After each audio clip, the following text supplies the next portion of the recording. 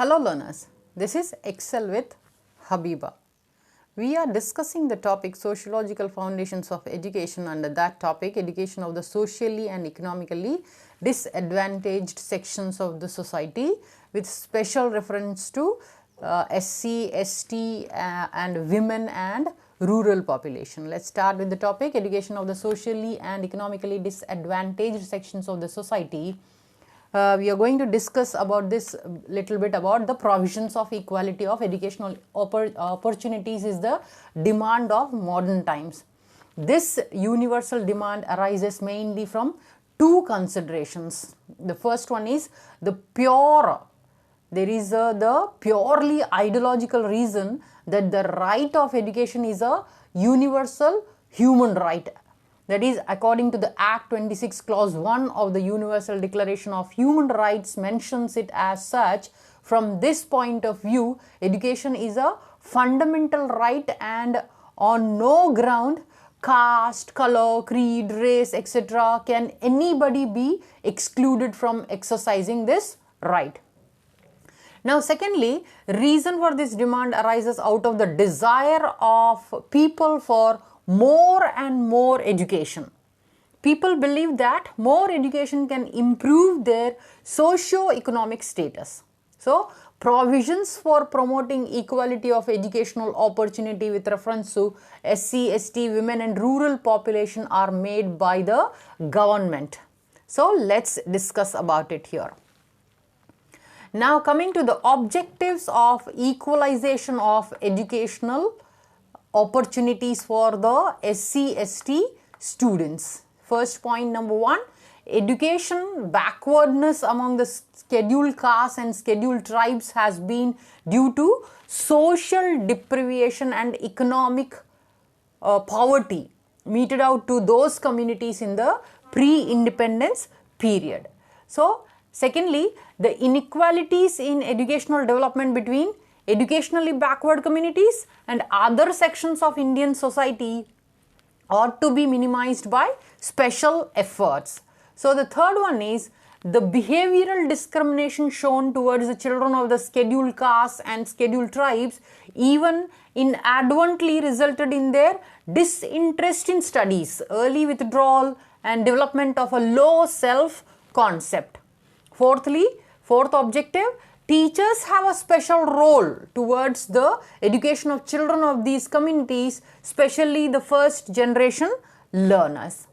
Then teachers have a role to sensitize the parents and community members of the scheduled castes and scheduled tribes on the schemes and incentives for them to educate their children. Now, lastly, the sixth objective is a crash program of universal functional literacy, and teachers' wholehearted participation would bridge the gap and imbalance in the education of the scheduled castes and scheduled tribes and other communities. So, these are the main objectives. Now, let's see constitutional safeguards provided to scheduled castes and scheduled tribes. That is, our constitution secure justice. That is, economic and political for all citizens. They also realized that inequitable forces embedded in the socio-economic system and also political organization has resulted in deprivation and disadvantage for the poor and weaker sections of the society. So, therefore, considered it necessary to provide specific safeguards in the constitution for the scheduled castes and scheduled tribes. These sections of the society were the most deprived, weak and vulnerable amongst the various sections of society. So, the various safeguard and protective measures sought to ensure for them all-round development and freedom from exploration and social injustice, so that they could from part of the mainstream of the society. Even the preamble to the Constitution of India provides for securing to all the citizens social, economic and political justice and equality of status and opportunity. So, the directive principles as contained in Article 46 of the Constitution provide that the state shall promote with special care the educational and economic interests of the weaker sections of the people, and especially in context of SCs and STs shall protect them from social injustice and all forms of exploitation. So let's see, the following are number of safeguards for SC and ST. Let's discuss one by one. Here, social safeguard, economic safeguard, education and cultural safeguard, political safeguard, service safeguard. Let's discuss in detail one by one. Firstly, social safeguard, that is Article 15, 17, 23, 24 and 25 Clause 2, 46 Clause B of the Constitution enjoins the state to provide social safeguards to scheduled castes. Then Article 17 relates to abolition of untouchability being practical in society.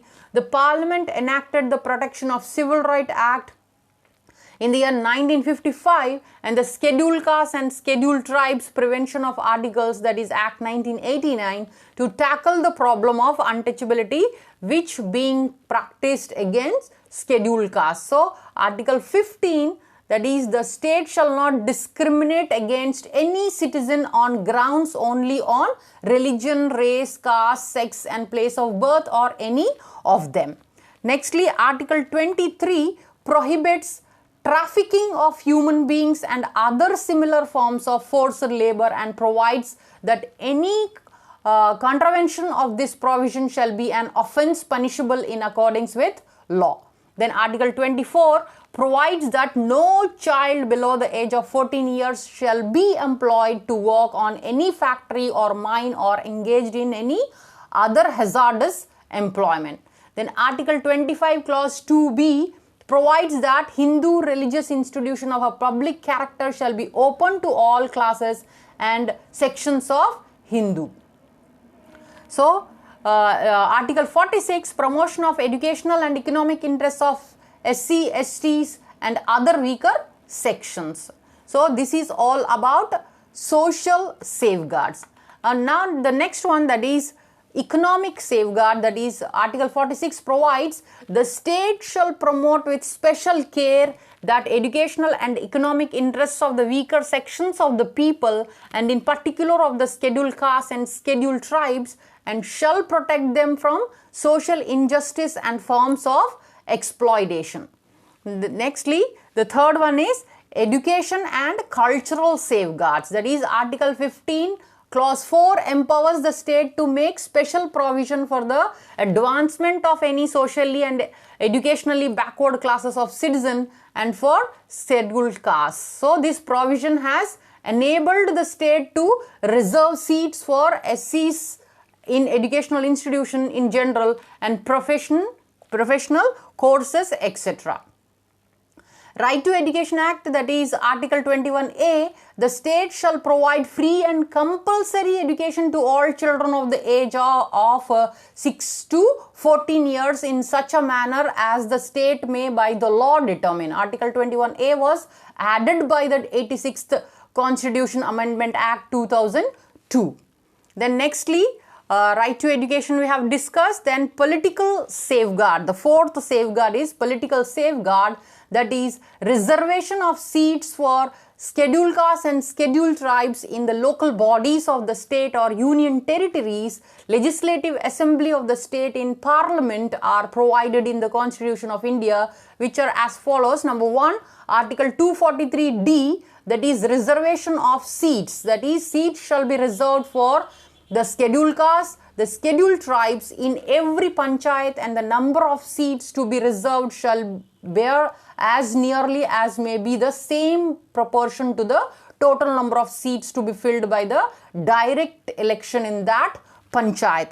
Secondly, Article 330, reservation of seats for scheduled castes and scheduled tribes in the House of the People. Seats shall be reserved in the House of the People for scheduled castes, scheduled tribes, except the scheduled tribes in the Autonomous District of Assam. The third one, the scheduled tribes in the Autonomous District of Assam. Then Article 332, that is reservation of seats for scheduled castes and scheduled tribes in the legislative assemblies of the states.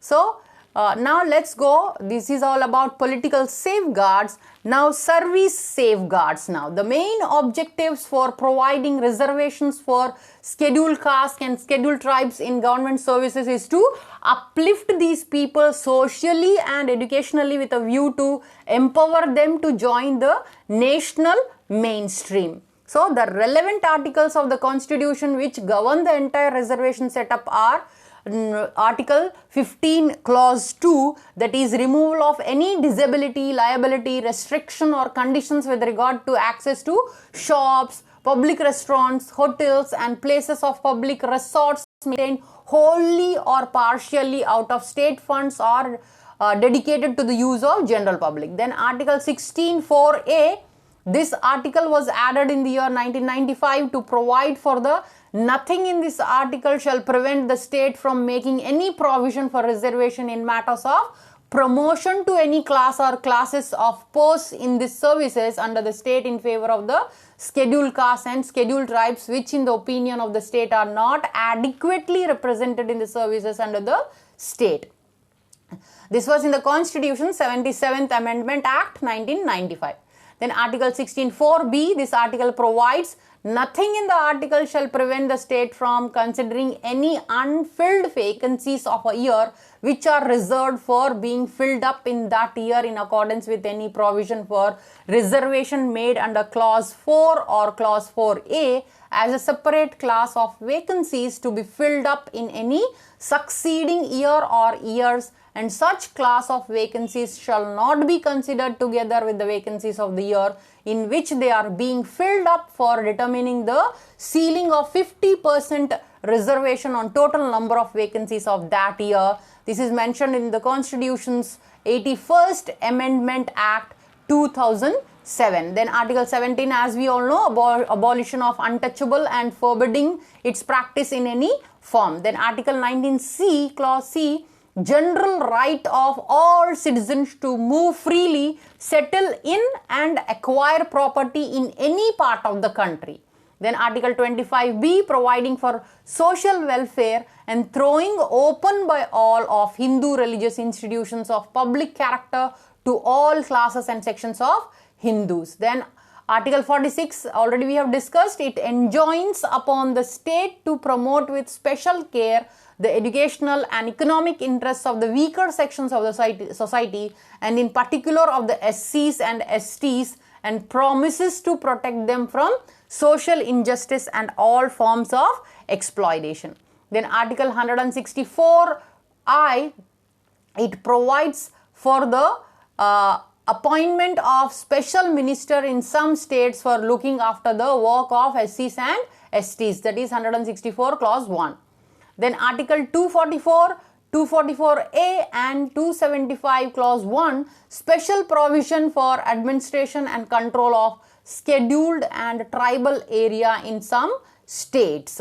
So this is all about a few more articles are there, that is Article 275 Clause 1, it promises granting aid for promoting the welfare of STs and raising the level of administration of the scheduled areas.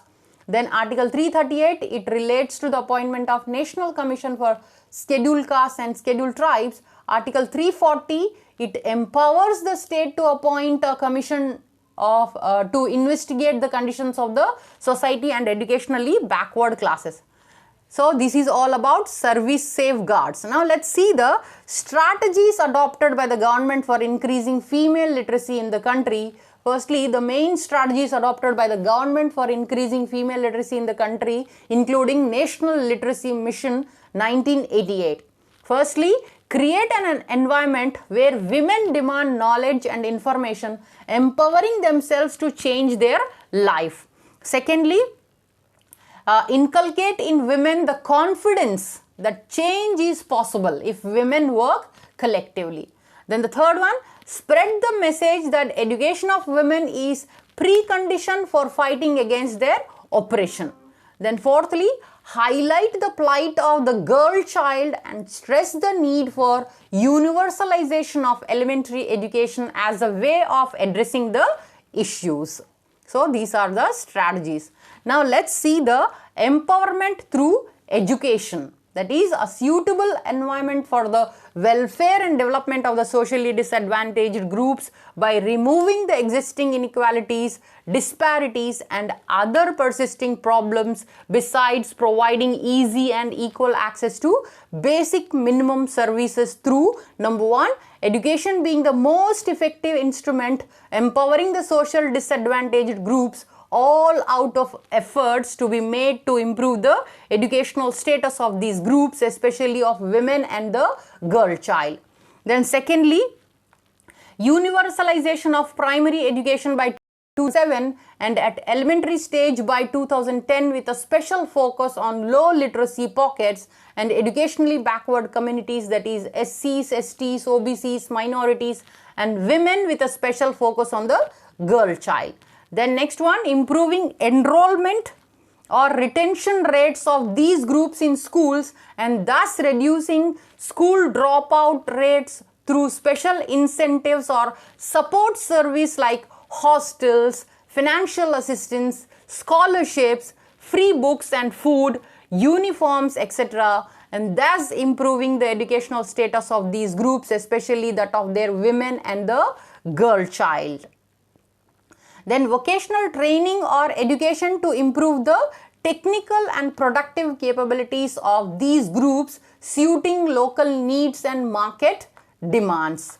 Nextly, supplementing primary health care services through the Pradhan Mantri Gramodaya Yojana PMGY so as to fill the critical gaps both in the infrastructure and services in the SC, OBC minority concentrated areas. Then reaching the unreached, that is SC, OBC minority groups, those living in the most backward and neglected areas in general, and their women and the girl children in particular, through the universalized or expanded programs of ICDs, supplementary nutrition programs, midday meals, etc. Then encouraging the participation of socially disadvantaged groups in the planning and developmental processes at every level through ensuring their adequate representation in various democratic decision-making institutions like Panchayati Raj or local bodies, state assemblies or parliament, etc. Then lastly, education is considered to be the most powerful tool of social change, obviously, a means for creating a social order founded on the values of freedom, social justice and egalitarianism. So, program to encourage among social scheduled castes and scheduled tribes date back to the period prior to independence. Then nextly, Ministry of Social Justice and Empowerment, what they have done in the year 1985-86, erstwhile Ministry of Welfare was bifurcated into the Department of Women and Chief Development and Development of Welfare. Secondly, Ministry of Social Justice and Empowerment is committed towards educational development, economic development and social empowerment of person belonging to scheduled castes, backward classes, rehabilitation of person with disability. Then thirdly, under the Scheduled Caste Development Bureau, the ministry implements Scheduled Caste Sub-Plan SC-SP, which in an umbrella strategy to ensure flow of targeted financial and physical benefit from all the general sectors of development for the benefit of scheduled castes. Now let's see the important steps should be taken by the school to facilitate the SC/ST students in their education. Number 1, the teacher's example in his or her own behavior towards students belonging to SC/ST communities is the most powerful way to build up a congenial climate. Secondly, as a rule, the school staff should seek, provide and ensure non-discrimination between the children of SC, STs and other communities. Then thirdly, use of caste name or derogatory words while calling roll calls or naming children should be avoided. Then fourthly, teachers should lead all the children equally to participate in the curricular and co-curricular activities of the school, including games. Then fifth, frequent meetings between the staff, school teachers and parents of SC and ST children should be arranged. At these meetings, details of the schemes for promoting education among SC and ST should be explained. It should be impressed upon them that they must continue the education of their children. Special attention should be paid to motivate them for the education of girls. Lastly, if there is an adult education center in or around the school, teachers should suggest to illiterate parents the advantages gained by attending functional literacy classes in the center. Nextly, now educational benefits to scheduled castes and scheduled tribes. Number one, post-metric scholarships, then pre-metric scholarships. Then assistance under the scheme consists of two components, that is monthly scholarship for 10 months and then secondly, annual ad hoc grant to cover incidental expenses like stationery, uniform, etc. So the scheme is implemented through state governments. The scheme was revised in December 2008. Thirdly, Rajiv Gandhi National Fellowship Scheme for Scheduled Caste and Scheduled Tribe. Then fourthly, National Overseas Scholarship for Scheduled Caste and Scheduled Tribe. Fifth, Babu Jagjeevan Ram Chhatravas Yojana also is there. So these are all the scheme or benefits to scheduled castes and scheduled tribes here. So this is all about the topic educational opportunities. So let's discuss the other topic in the next class. Till here we have completed one part of it. I'll come up with the next topic in the next video. If you like the class, please do like, share, subscribe and comment below. Thanks for your attention and time. Happy learning.